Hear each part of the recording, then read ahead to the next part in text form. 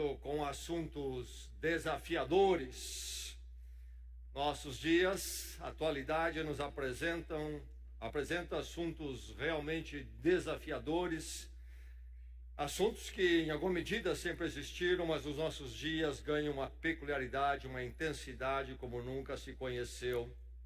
Vamos pensar um pouco mais sobre este lidar nosso como discípulos de Cristo com esses assuntos que nos cercam e nos oprimem e inclusive nos fazem oposição. Vamos lembrar qual é a postura que deve ser da nossa mente, do nosso ser, enquanto discípulos de Jesus Cristo. Lembrando o texto de Romanos capítulo 12. Romanos capítulo 12. Vamos ler juntos, vamos proclamar juntos essa verdade que deve nortear nossas vidas como discípulos de Jesus Cristo. Façamos assim: portanto, irmãos, rogo-lhes pelas misericórdias de Deus, que se ofereçam em sacrifício vivo, santo e agradável a Deus. Este é o culto racional de vocês. Não se amoldem ao padrão deste mundo, mas transformem-se pela renovação da sua mente, para que sejam capazes de experimentar e transformar uma perdoável e perfeita vontade de Deus. Que o Senhor assim faça conosco. O texto para a nossa reflexão nesta noite, aliás, os textos. Vamos começar em Gênesis, o primeiro livro das Escrituras Sagradas. Gênesis, capítulo 1. Vamos ler o verso 27. Temos aí a criação do ser humano. Gênesis, o livro das origens. Então, o livro da base da criação, da base do ser humano, da base da existência humana. Nós haveremos de saber quem nós somos e como devemos viver a partir de nos remetermos à nossa origem. Gênesis, então, é crucial, fundamental. O que diz o verso 27 no capítulo 1 de Gênesis? Criou Deus o homem à sua imagem. A imagem de Deus o criou. Homem e mulher os criou. Criou Deus o homem à sua imagem. A imagem de Deus o criou. Homem e mulher os criou. Ainda em Gênesis do capítulo 2, versos 24 e 25. E aí no capítulo 2, temos um rever da criação do ser humano, este homem e mulher, e a constituição então do relacionamento entre eles na forma do matrimônio. E é declarado o seguinte nesses versos: por essa razão, o homem deixará pai e mãe e se unirá à sua mulher, e eles se tornarão uma só carne. O homem e sua mulher viviam nus e não sentiam vergonha. O homem e sua mulher viviam nus e não sentiam vergonha. Eles se tornarão uma só carne. Agora vamos ao Novo Testamento. Então a vida de Jesus Cristo para resgatar o ser humano diante do seu fracasso, da proposta da criação que temos em Gênesis. Vamos à 1 Tessalonicenses. No Novo Testamento, primeira carta aos Tessalonicenses. Carta do apóstolo Paulo, instrução para a vida cristã. E então um texto doutrinário fundamental que deve nortear nossa vida em Cristo, a partir de Cristo, diante do resgate de Cristo por nós na cruz, que nos perdoa, reconcilia com Deus e nos transforma. 1 Tessalonicenses capítulo 4, então, vamos ler do verso 1 ao verso 8.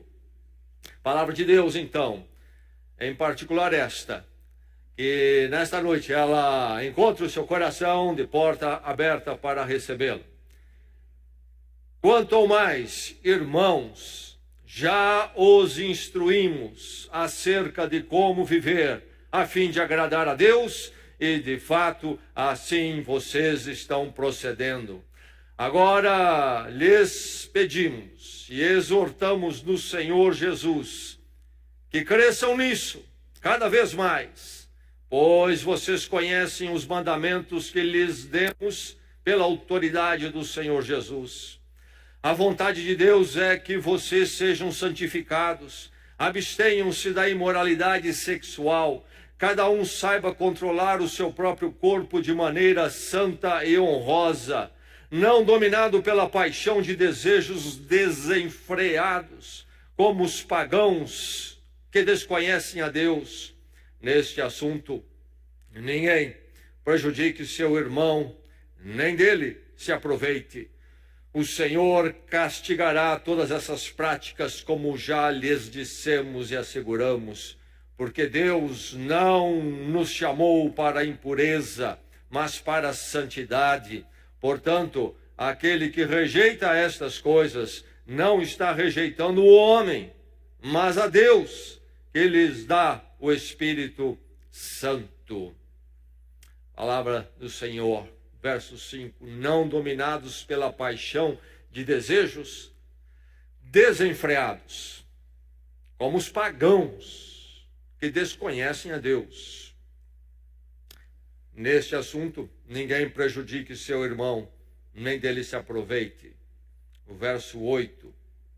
Aquele que rejeita estas coisas não está rejeitando o homem, mas a Deus, que lhes dá o seu Espírito Santo.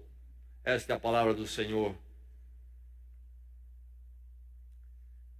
Um colega meu recebeu a seguinte carta, um pastor, recebeu a seguinte carta, ou a carta com o seguinte texto, uma parte dela.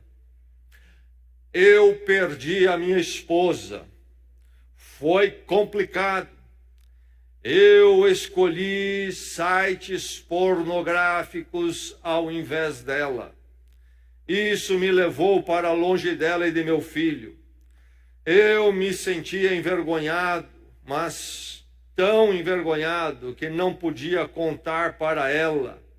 Eu denegri minha alma, me achei num lugar humilhante e senti que havia mentido até para a sociedade. Eu sinto vontade de chorar lágrimas como um rio. É uma bomba que pode destruir o meu ser totalmente. Um drama muito mais comum do que nós imaginamos. Um estrago causado por algo difundido abertamente em nossos dias, chamado pornografia. Pornografia. E antes de ir em frente com este assunto, é preciso definir. Quando o assunto surge na mídia, nos debates, você logo descobre que o ser humano anda em círculo no seu debate porque ele não consegue definir mais o que é pornografia. De um lado, ele quer dizer não, dizer que tem que se tomar muito cuidado. Do outro lado, não sabe como fazer isto, porque isto é cercear a arte, a criatividade e um princípio de liberdade de expressão prezado à democracia. E aí então chega-se a lugar nenhum. Você deve ter notado esta confusão no ar, quando ainda no ano passado houve a controvérsia daquela exposição cultural promovida pelo Banco Santander, intitulada de Queer Museu, onde aberrações foram colocadas ali. E muitos se levantaram contra, mas grande parte da sociedade achou que era um absurdo se proibir aquilo. Enfim, não ficou bem definido na sociedade, inclusive promotores lutaram a favor, promotores de justiça lutaram a favor da ideia, do conceito, e que deve ser permitido e até repetido então. Bem, o mundo tem confusão sobre pornografia. Mas o Filho de Deus, o discípulo de Jesus Cristo, aquele que foi iluminado pela palavra de Deus, não pode, não deve, não precisa ficar confuso. Para o discípulo de Jesus Cristo é muito claro o que é pornografia. O que é pornografia? Seria a foto de um ser humano nu, por exemplo, num livro-texto de medicina. Não é um ser humano nu? Não é pornografia? Não! Seria, por exemplo, um ser humano até em estado de nudez, como Davi e Michelangelo, uma pornografia numa arte clássica? Certamente que não. Qual a diferença entre, por exemplo, esses dois casos e o material que chamamos de pornografia? Deixe-me propor a definição para você, que eu creio ser iluminada a partir das Escrituras Sagradas, que não nos deixa perdidos, confusos, andando em círculos diante do mal, sem saber o que é e como nos posicionar diante dele. Escute, toda arte que tem por objetivo estimular, promover ou proporcionar experiência sexual fora dos laços do matrimônio é pornografia. Não é o caso de um texto de medicina. Não é o caso de uma obra de arte clássica.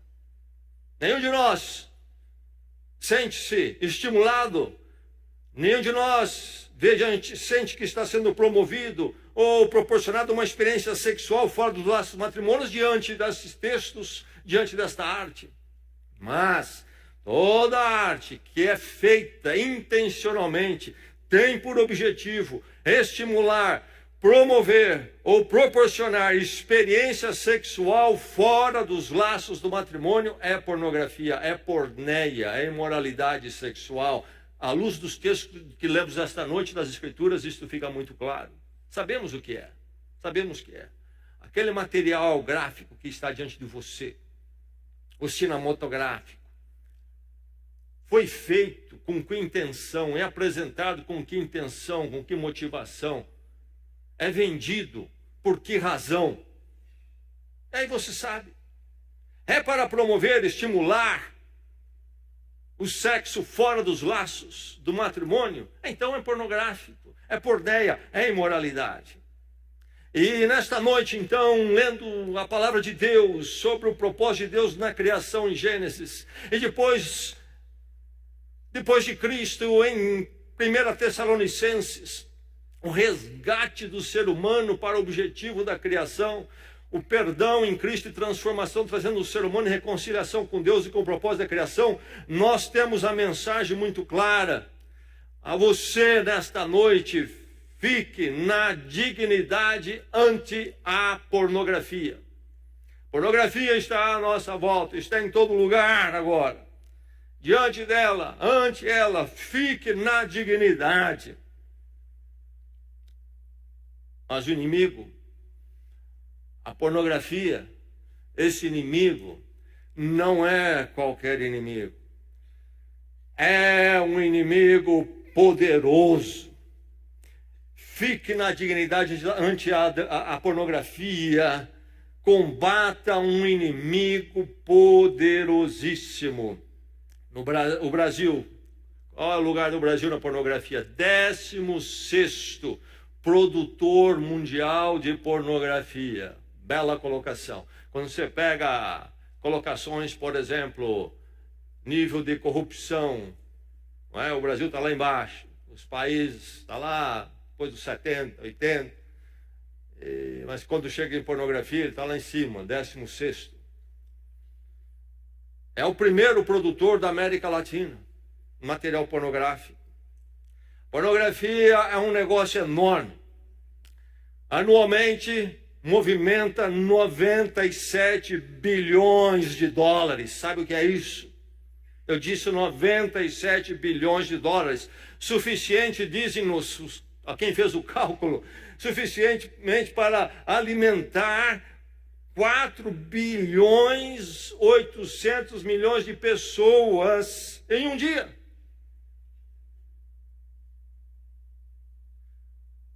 A produção anual é de 13 mil filmes por ano com lucro de 15 bilhões.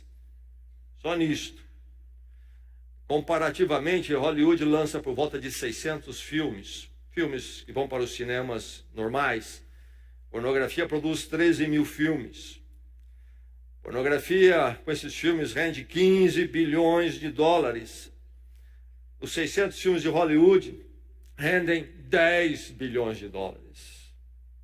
O lucro, foi feito um cálculo, o lucro então da pornografia é maior do que as associações esportivas, essas grandes associações esportivas dos Estados Unidos, as três principais, beisebol, basquetebol e o futebol. O lucro das três é menor do que o que se consegue com a pornografia. E nós temos a pornografia na TV. TV hoje é a fonte sutil da pornografia. Ela entra em todo espaço na televisão, particularmente nos canais abertos. Nós temos um modelo de televisão no Brasil instalado pela Rede Globo, e todas as outras imitam. E ela toma sempre a dianteira, mais ousada, mais provocante. E a pornografia infantil, a pornografia no meio da programação infantil acontece com toda a liberdade. Eu estava num consultório médico, a televisão ligada, pouco antes do carnaval, hora de programação infantil, e no meio daquilo ali entrou a tal da Globeleza. É uma pornografia aquilo ali. É uma pornografia sutil, na TV aberta, aprovado pela censura. Terrível a nossa situação. Um inimigo, então, formidável, terrível. E a internet? E a internet? O Pornhub, um dos maiores provedores, coloca 75 gigabytes por segundo de pornografia. Isso é suficiente para encher 175 milhões de telefones de 16 gigabytes. Isso acontece num total de 87 milhões 800 mil usuários, acessos. Cada 5 buscas, uma é de pornografia na internet. E o aumento tem sido exponencial ano após ano. Há mais usuários de internet do que usuários de Netflix, Amazon, Twitter e essas outras plataformas. Juntos. Inimigo terrível. Como é que tem afetado os cristãos? Como é que estão os cristãos? Pesquisa dos Estados Unidos. Não é o Brasil, mas eu creio que reflete a nossa realidade. 47% dos crentes disseram que há problema nos seus lares em relação à pornografia em alguma forma. Filho, eles mesmos, os pais, etc., os casais, e daí por diante. 47%. 18% dos pastores disseram que lutam com muita dificuldade, seriamente com o problema da pornografia. 18% dos pastores.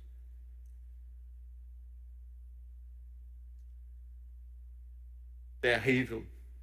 65% dos usuários dizem que isso já aumentou, esse equilíbrio modificou, mas essa estatística que eu tenho já dizia que 65% dos usuários eram homens, 35% eram mulheres, que as mulheres aumentaram.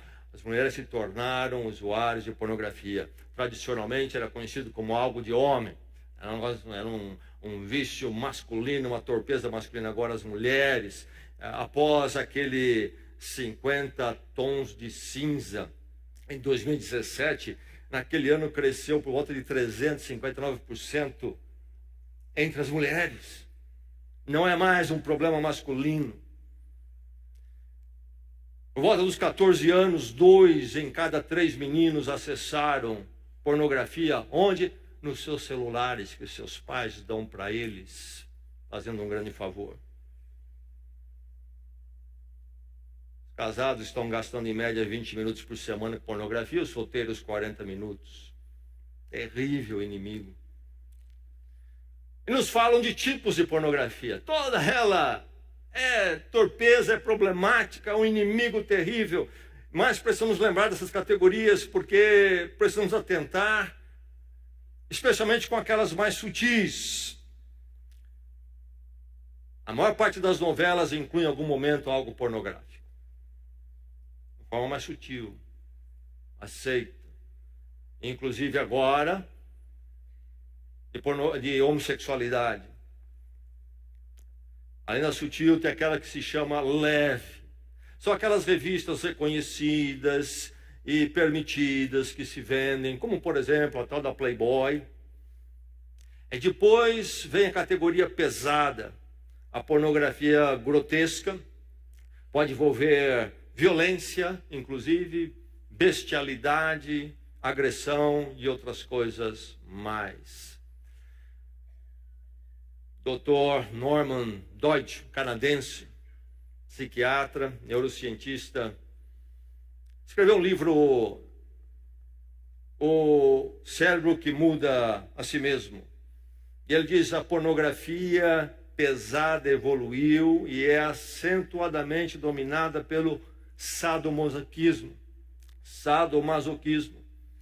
Tudo é envolvido em roteiros que fundem sexo com ódio, humilhação. Um inimigo terrível.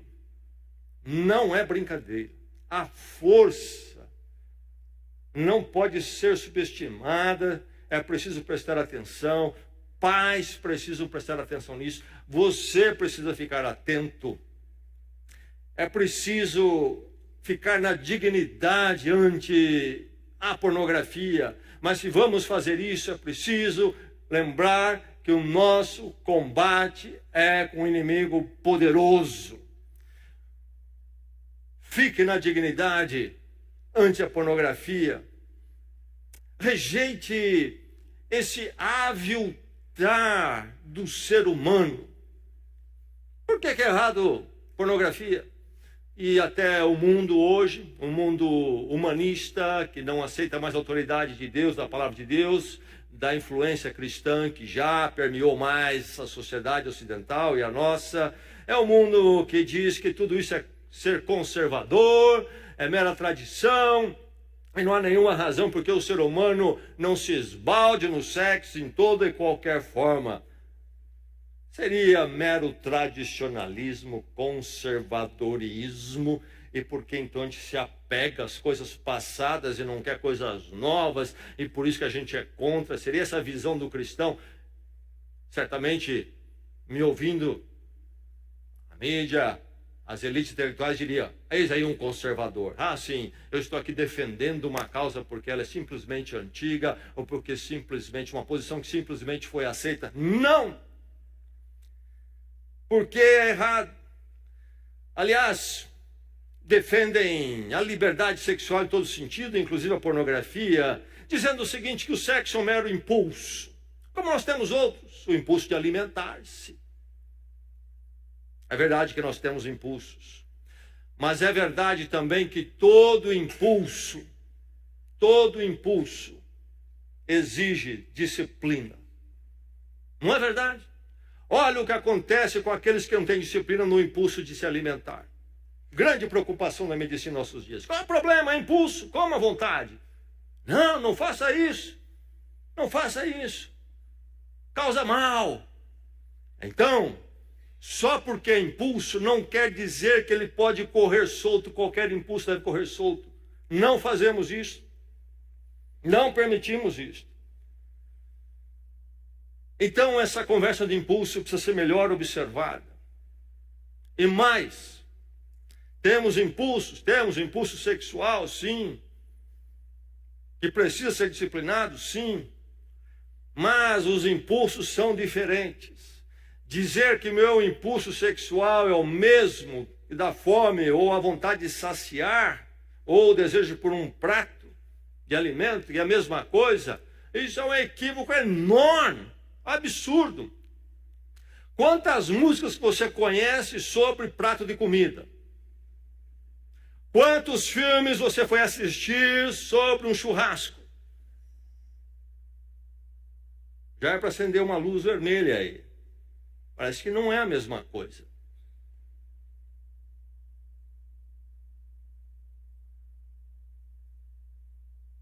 Um impulso, por exemplo, saciar a fome, é um relacionamento com coisas físicas que não tem nada a ver com a humanidade. O sexo é relacional entre seres humanos, que são distintos de tudo mais. Não é um impulso como qualquer outro. Envolve a humanidade. Toca na humanidade. Ator na pornografia e consumidor são dois seres humanos. E que estão, então, enquanto seres humanos, mexendo com aquilo que se chama humanidade. Criação de Deus, de uma forma especial. À sua imagem, Deus os criou, diz o texto. Por isso o ser humano é distinto de tudo mais nesse universo e neste mundo. E ele tem uma capacidade relacional que nada neste mundo tem. Jamais o feijão no meu prato vai se relacionar comigo como a minha esposa se relaciona comigo. Se bem que vivemos dias malucos aí. Logo vai aparecer um transleguminoso. Vai inventar uma cirurgia e vai mudar a certidão de nascimento.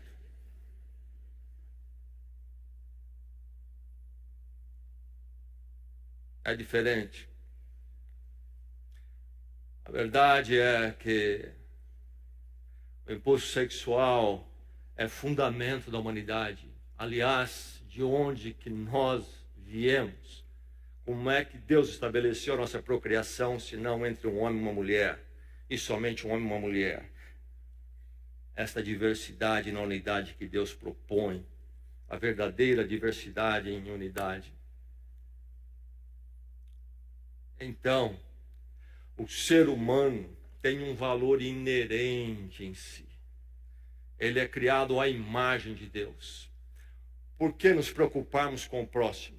Porque, por exemplo, tanta preocupação na mídia, que imigrantes fugitivos de situações complicadas, de miséria na África, estão indo para a Europa e muitos deles estão morrendo. E por que os países não recebem essa gente? Por que a preocupação com todo mundo dessa forma? Não é tudo um acidente cósmico, uma mera evolução? Por que temos que dar valor para essa gente? Ah, porque a sociedade decidiu assim, a humanidade decidiu assim. Olha, a sociedade e a humanidade pode decidir hoje assim, amanhã diferente. Tivemos nação, por exemplo, nação evoluída para a sua época, como a Alemanha sob a influência do nazismo, que disse simplesmente há uma raça superior, uma inferior, a sociedade decidiu. É relativo ao empurrão do momento. Isso pode vir e pode ir.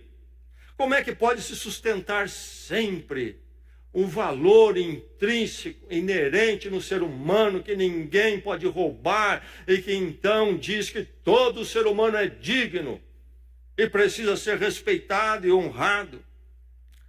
A criação de Deus, cada um foi criado à imagem e semelhança de Deus. Por isso todos são preciosos e precisam ser olhados com cuidado. E não importa a moda do momento, é um princípio que não muda, vem da criação, não do gosto humano, não do gosto da sociedade, não da moda na mídia, não da especulação da academia, da intelectualidade. É embasado na criação. E aí, é dessa verdade que vem então toda a nossa teologia para a sexualidade. É a partir daí que a sexualidade encontra o seu sentido, o seu rumo certo. Há um valor inerente no ser humano que vem da criação.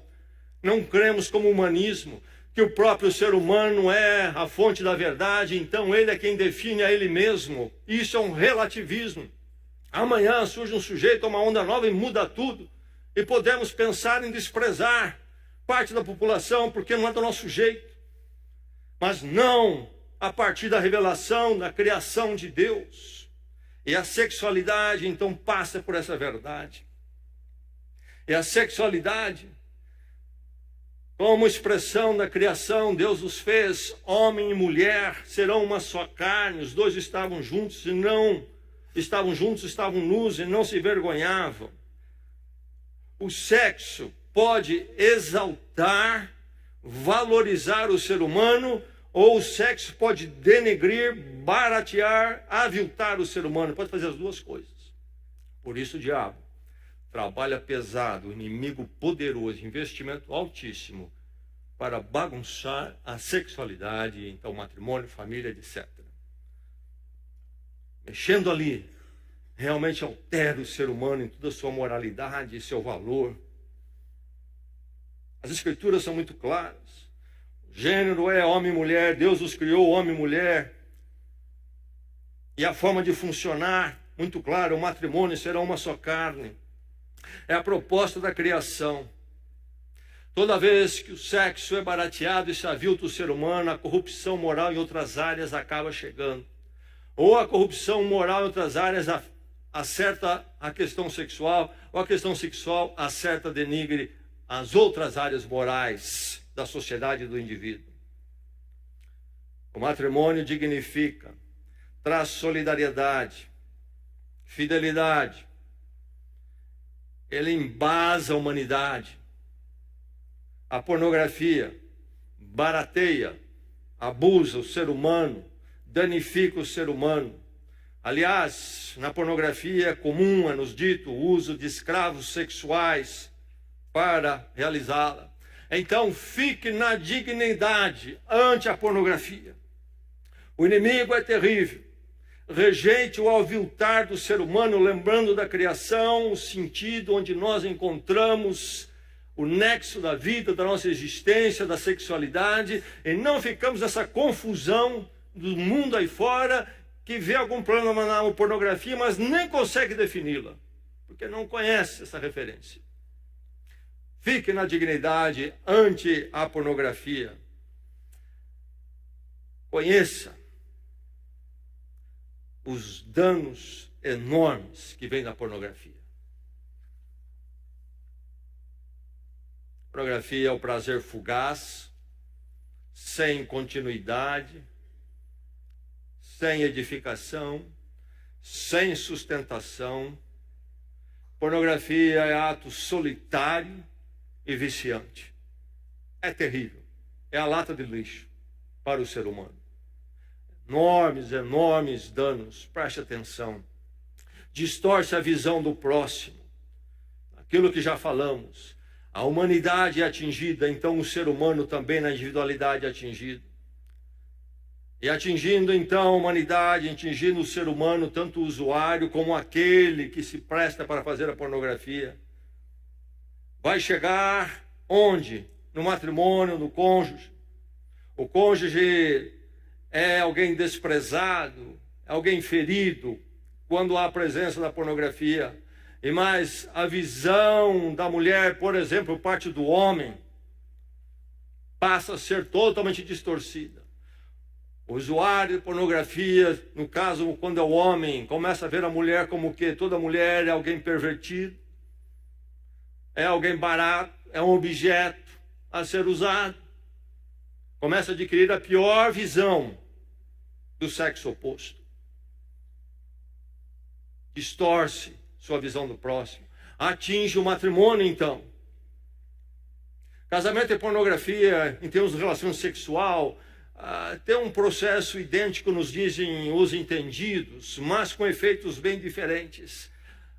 Entre as químicas que atuam no envolvimento sexual, há uma que é nos dito ser fundamental, um hormônio, a dopamina, um neurotransmissor, os nossos neurônios. Quando há o ato sexual, ela é liberada, dá um sentimento de recompensa e de prazer. No casamento, o casal partindo no mundo geral, eles então acabam se fechando em si mesmos no ato sexual, numa parceria, sentem a recompensa dessa parceria, e o ato sexual representa além de si mesmo, uma parceria de vida, criando assim um hábito saudável de atração entre os dois. Não é ilusório, não é plástico, mas um se dar e receber real em confiança e respeito, e sem se isolar da família, da moral e de Deus. Quarto conjugal, todo mundo sabe onde fica e sabe o que acontece ali. Ninguém está entrando no meio da noite escondidinho no motel para ninguém ver. Não, é público, na família, na moral e de Deus. Nesse ato cresce o apego e a realização altruísta. Na pornografia, a mesma dopamina entra em efeito, em ação. Mas ela corre com um ser humano isolando a si mesmo, acompanhado de uma imagem e não de uma outra pessoa, e sente a recompensa, mas num ato egocêntrico, solitário, ilusório, plástico, no qual se isola da família, do casamento, da moral, de Deus. Nesse ato surge um vício egocêntrico e crescente, incrementando o aprofundar em estímulos torpes, não para num ponto, precisa mais e mais, inclusive levando até a impotência sexual para um relacionamento real. Ela danifica o romance. O usuário começa a criar expectativas inviáveis e inaceitáveis por parte do seu cônjuge. Não pode ser realizado.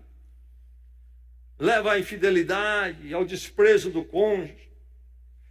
É-nos dito que 56% dos divórcios dos Estados Unidos têm algum envolvimento em pornografia. E mais, ela provoca cinismo quanto a casamento, quanto a família, quanto ao amor. O usuário de pornografia, aos poucos, vai se tornando cínico com relação a essas coisas. E ele, e o ser humano, e a humanidade são meros objetos a serem manipulados. Não tem como não atingir o matrimônio, porque o matrimônio é um relacionamento básico da humanidade. Conheça os enormes danos. Altera de forma daninha o cérebro. Esse processo da dopamina e dos outros itens que entram em ação é-nos dito que altera as formas de conexão, alterando as conexões entre os neurônios. E há uma modificação, então, na organização, na formatação do cérebro. Inclusive, entra ali a adrenalina de uma forma, é-nos dito que cria aquela situação do ou lute ou fuja. Quando, por exemplo, você vê o leão aparecer para você no meio da floresta e vem a adrenalina, e aí eu vou lutar para sobreviver com esse leão, ou então eu vou correr. A adrenalina me dá este empurrão. Mas diz que neste caso surge um nível anormal de estímulos conflitantes. E há um bloquear, então, do nosso chamado lobo frontal, onde a razão ali e a análise das coisas devem acontecer. Aí depois que tudo passa, a pornografia, a masturbação passou, aí vem aquele pensamento de lucidez: o que é que eu fiz? O que eu estava pensando? É uma modificação daninha do cérebro, com essas imagens distorcidas, esse visual irreal, que provoca em nós uma alteração daninha fora daquilo que deve ser. Pornografia danifica a vida sexual. Usuários, é dito, é estabelecido, é constatado que usuários que vão avançando na pornografia mais e mais, começam a ter dificuldade com orgasmo e ereção em relacionamento real e verdadeiro. Aliás, uma pesquisa revelou um baixo nível de atração sexual pelo sexo oposto em alunos do último ano do ensino médio. E constatou-se que em grande parte era o uso desenfreado de pornografia já entre eles. Pornografia escraviza como vício.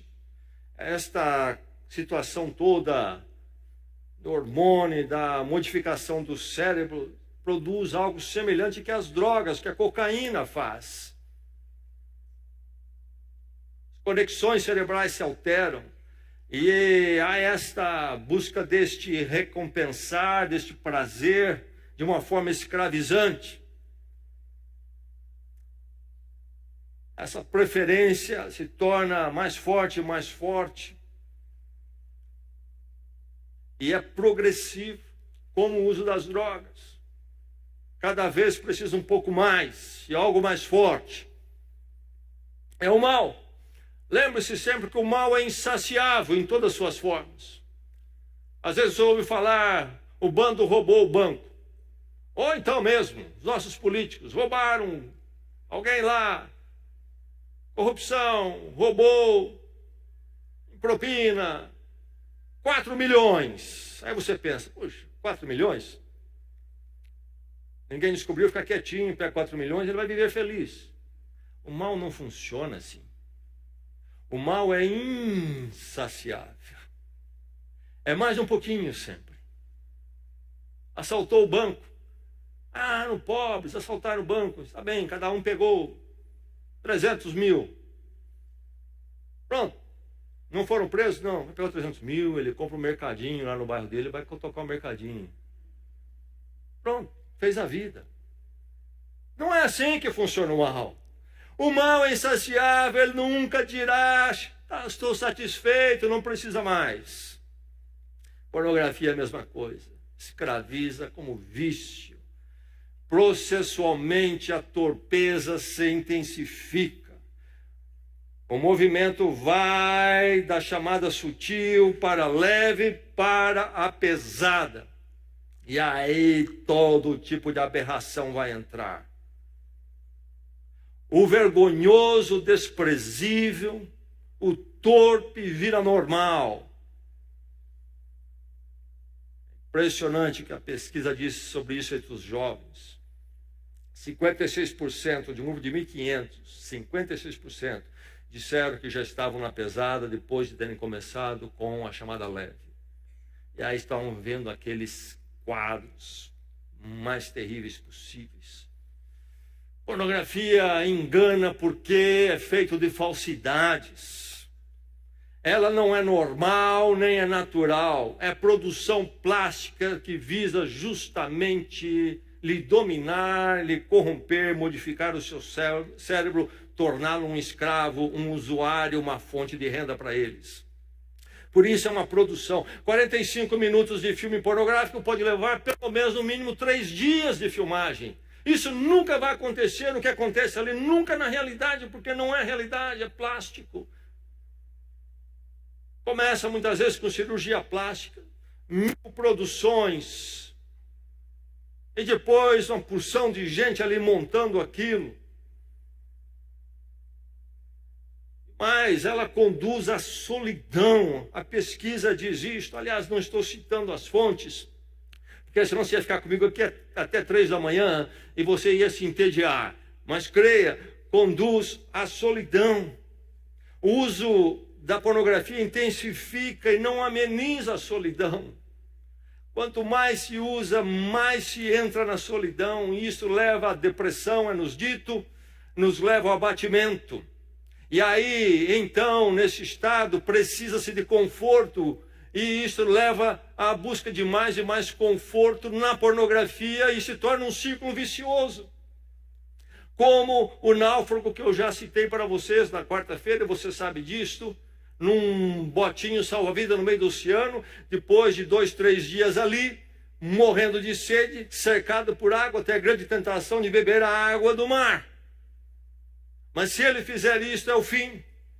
Porque a partir do momento que ele beber daquela água com tanto sal, ele vai ter mais sede ainda e mais desesperado vai beber mais daquela água. E assim a pornografia se torna um sujeito solitário, uma depressão interna. Pornografia promove o quê? Prostituição e tráfico sexual. Inclusive a busca de prostitutas é nos dito em grande parte para se tentar reproduzir o que se viu na pornografia. E é nos dito também que muitos atores de pornografia são escravos sexuais. Escravidão sexual é uma coisa que tem a sua versão violenta, quando nós pensamos de escravidão, um sujeito realmente quase que em cadeias, mas há muitas formas de fazer a escravidão sexual que não envolvem isso. Controles pesados, formas de controlar as pessoas que não envolvem necessariamente a força física. E o tráfico sexual está no mundo todo, inclusive em países de primeiro mundo. Países de primeiro mundo. Estados Unidos está cheio de escravo sexual. Muitos usados na pornografia. Quando o usuário usa a pornografia, ele precisa lembrar que do outro lado, quem ele está vendo é o quê? É um ser humano criado à imagem de Deus, assim como ele. Não é um objeto, não é uma brincadeira, não importa quanto dinheiro pagou. Está aviltando a criação de Deus, a imagem de Deus. Do outro lado pode estar alguém debaixo da escravidão sexual. Coisa terrível nos nossos dias. Fique na dignidade, mas conheça os enormes danos. Inclusive ela induz a violência. Há muitos casos de violência que se constata que houve a presença da pornografia. Violência sexual. Enfim, terrível. Fique na dignidade ante a pornografia. É preciso conhecer esses danos enormes, que nada tem a ver com o plano de Deus quando nos criou. Algo melhor e mais maravilhoso. Ah, quantos crentes envolvidos com pornografia. Quantos jovens. Alguém assim nesta noite aqui? Todos nós sabemos que o WhatsApp entre homens dificilmente escapa de alguns envios pornográficos. Mas é uma miséria. Nós, como crentes informados pela palavra de Deus e de reflexão, não podemos ignorar que é algo diabólico, totalmente contrário a Deus e a sua criação, e que vem para o pior e não para o melhor. E um pouquinho é mal, como o bastante também é. Escape da escravidão aviltadora, meu irmão, minha irmã, ou você que nos visita, um encontro com Cristo nesta noite e se liberta dessa miséria. Que Deus lhe dê vitória se você está nessa situação. Escape dessa escravidão. Como escapar? É forte. E quando você tentar escapar, você vai entender a força e como é forte. Reafirme a verdade da criação. Sou uma criação de Deus, criado à imagem de Deus. Ganhe essa visão da humanidade, do ser humano, de você mesmo. E lembre-se que o outro também o é. E precisa ser levantado esse pedestal de dignidade. Em todas as formas. Aquele com o qual relaciono, minha esposa, meu filho, minha filha, meu colega de trabalho. É uma criação de Deus. É isso que nós não temos na sociedade. Por isso, todo esse abuso financeiro de tantas formas. É preciso retornar à visão da criação. A criação da dignidade a todos nós, dá a mim e dá a você. E porque dá a mim e dá a você, porque se eu sou uma criação de Deus, eu tenho essa dignidade, a imagem de Deus fui criado. Quando eu afirmo isto, e então preservo a minha dignidade, defendo minha dignidade, eu necessariamente estou afirmando a sua, porque você então também é criação de Deus. E assim podemos nos relacionar de uma forma construtiva, edificadora. Você precisa reafirmar essa verdade da criação na sua vida. O ser humano não foi criado para ele mesmo se tripudiar, sapatear em si mesmo. Ele foi criado por Deus para um propósito maravilhoso e digno. Que isso seja restaurado em nossas vidas. Escape. Defina esse escapar não como uma luta, mas como uma guerra. Você ouviu nesta noite sobre como é poderoso esse inimigo. Para escapar, você precisa olhar isso como uma guerra. Não é assoviando que você vai vencer. É muito forte. Está no ar. todo lugar. E se você já foi enroscado, é difícil. É uma guerra. É algo que precisa ser entendido no seu mal. É um mal terrível, afronta a criação. E eu preciso, então, guerrear. E aí, então, é preciso o arrependimento. Não remorso. Em geral, quem se envolve com pornografia tem algum momento de remorso em seguida, que logo passa. Remorso é apenas um lamentar, desapontamento com a situação. Não foi bem o que queria, não me fez muito bem. Arrependimento é a metanoia, a meia volta. Você precisa de arrependimento. Eu ia numa direção, fiz o retorno. Diametral. É diametral. Isso é arrependimento. É isso que a cruz de Cristo faz conosco. E a partir do arrependimento busco perdão, então. Se eu me arrependi, onde vou encontrar o alívio? Sim, com Deus, através de Jesus Cristo. A cruz do Senhor cobre o meu pecado também na pornografia e me dá libertação.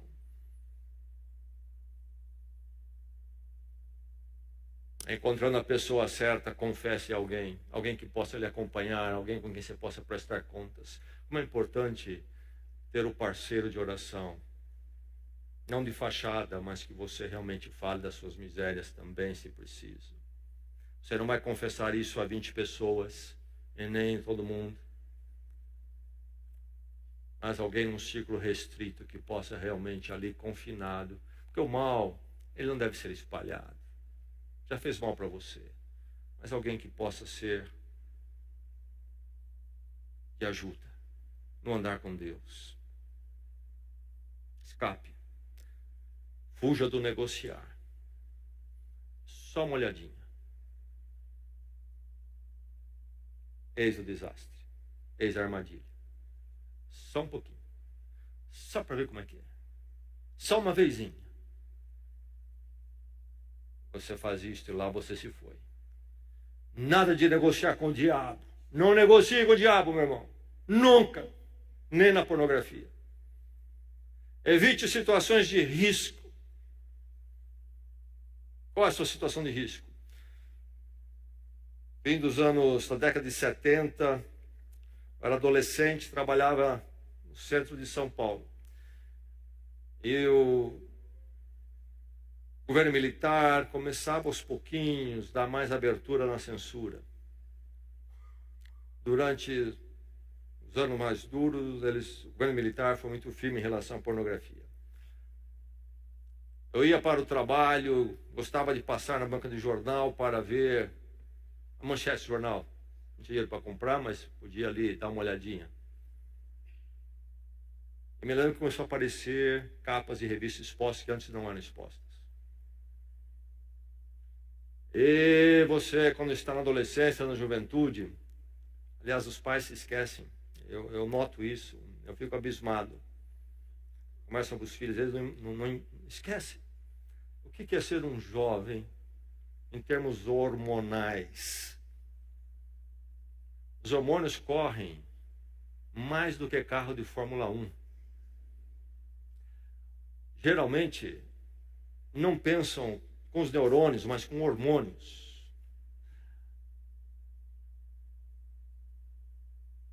Notei logo que era um problema para mim aquilo. Muito sério.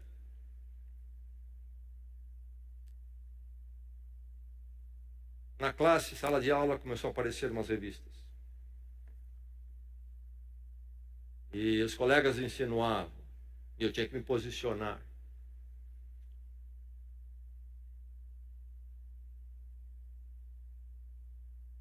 Hoje ninguém precisa de banca de jornal.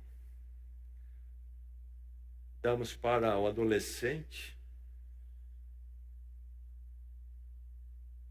e só falar sexo ele já fica meio elétrico. Um celular, ele fica até tarde da noite. Se esse adolescente não tiver firme com Deus, meu irmão, eu não tenho ilusões. Se você tem, respeito. E talvez você diga que você está errado, talvez eu esteja. Eu não tenho ilusões. Evite situações de risco. O que é problema para você? Você é adulto. O computador é um problema para você. O que você vai fazer para não ficar numa situação de risco? O que você vai fazer? O que você precisa fazer? Que disciplina você precisa colocar ali? Porque você é fraco e cai com aquele negócio. Você não controla, você é controlado. Hora para ligar e desligar. Ligar só quando tem alguém por perto. Não sei, você sabe. Peça a Deus sabedoria. E acima de tudo, ande no Espírito. Como é que está a sua vida de oração? Como é que está seu apego com a palavra de Deus? O seu foco no sexo está no modelo da criação de Deus ou no modelo que está aí fora? Ande no Espírito. Presença do Espírito Santo com você. Em oração, no estudo da palavra, a igreja, o cultuar, jovens, ministério de jovens, se achegar, ser fortalecido. Ande no Espírito. Diz o texto de Gálatas, e não satisfareis os desejos da carne, natureza caída do ser humano. Ou é uma coisa ou outra, as duas não andam juntas, não é verdade? Ou eu vou servir a natureza caída, ou eu vou servir o Espírito Santo. Quando eu faço um, não faço o outro. E vice-versa. Ande no Espírito. Que Deus tenha misericórdia de nós, cercados por um inimigo com ímpeto, uma força como nunca se viu antes, por causa do poder da comunicação da mídia nos nossos dias.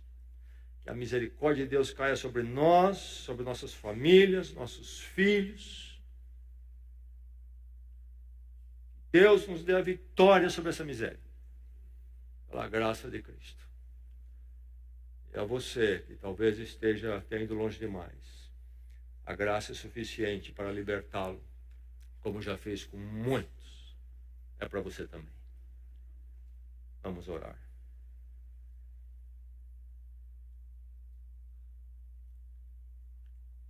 Coloque-se em pé em oração.